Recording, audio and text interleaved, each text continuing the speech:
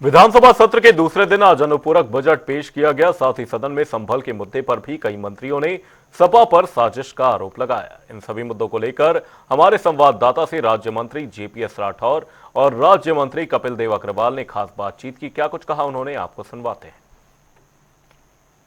प्रदेश विधानसभा में आज अनुपूरक बजट पेश किया गया है। हमारे साथ राज्य मंत्री जेपीएस राठौर साहब हैं। सर, आज जो बजट पेश किया गया है, क्या जरूरत थी? क्योंकि विपक्ष लगातार कह रहा है कि अनुपूरक बजट की जरूरत क्या है, जो खर्च नहीं कर पाते इसलिए अनुपूरक बजट पेश करना पड़ता है। नहीं, ऐसा नहीं है। जहां जरूरत होती वहां बजट की आवश्यकता होती उसमें है, और खर्च करने के लिए जहां पर कभी कभी बहुत से नियम कानून के साथ ही खर्च, कोई ऐसा थोड़ी ना कोई खजाना है तो उसको लुटा दिया जाए। अगर कहीं विधिक बाधा होती है, प्रोजेक्शन होता है कि हम तय करते हैं कि ये काम करेंगे, लेकिन कभी कभी किसी मद में खर्च नहीं हो पाता है।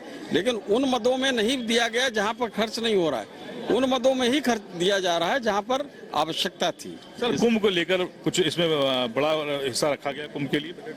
अब इस नहीं रखना चाहिए क्या? मैं जानना चाह रहा हूँ क्या कुंभ से बड़ा आयोजन, अद्भुत अद्वितीय कुंभ, जहां पर करोड़ों करोड़ों लोगों की आस्था जुड़ी हुई है, और वहां पर किसी प्रकार की कोई दुर्घटना ना हो जाए, वहां पर लोगों को सहूलियतें मिले, ये तो हम सरकार की जिम्मेदारी है। तो सरकार की जिम्मेदारी के लिए हम उसको सब कुछ कर रहे हैं। जिस प्रकार का बजट का प्रावधान होना चाहिए उसमें केंद्र सरकार ने भी पूरा सहयोग किया है, और माननीय मुख्यमंत्री जी पूरा ढंग से उसको अच्छी तरीके से भव्य दिव्य कुंभ का आयोजन किया जा रहा है। सर, संभल में एक कुंदरकी सीट है जहाँ उपचुनाव हुआ, अभी चुनाव जीते रामवीर सिंह। उनका कहना है कि ये जो पूरी घटना संभल की हुई, इसमें जो रिट डाली गई थी, जो सर्वे के लिए जिस एप्लीकेशन पे सर्वे किया था, उस सर्वे के जो तरफ डाली गई है। देखिए, ये आप लोग पता करिए उन्होंने किस आधार पर कहा है, ये तो उनसे पूछे। मेरी इस बारे में रामवीर सिंह जी से तो बात नहीं हुई, लेकिन अगर उन्होंने कहा तो सही कहा होगा। तो इस पूरे सर्वे के पीछे भी समाजवादी पार्टी है। देखिए, समाजवादी पार्टी कहाँ कहाँ झूठ बोलती है। 2024 में देख लिया, मिल्कीपुर का चुनाव किसने रुकवाया? इन्होंने अपने वकील खड़े करके अवधेश प्रसाद जी ने वहां पर चुनाव रुकवाने का काम किया है, और उसके बाद ये रख रहे हैं भाजपा चुनाव रुकवा रही। तो माननीय उच्च न्यायालय ने कमेंट तक किया है उस पर, कि कहा कि किस तरीके से सच्चाई सबके सामने ला दें। क्या आप लोग मीडिया में जाके कुछ भी बोलते हैं? तो ये देखना चाहिए।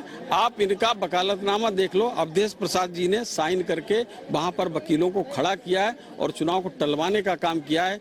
ये हार को कुछ महीनों के लिए टलवाने में सफल है, लेकिन हार इनकी असंभव भी है। मिल्कीपुर में बड़े बहुमत के साथ भारतीय जनता पार्टी चुनाव जीतेगी। सर, एक आखिरी सवाल है। एक मंत्री हैं आपकी सरकार में, आशीष पटेल।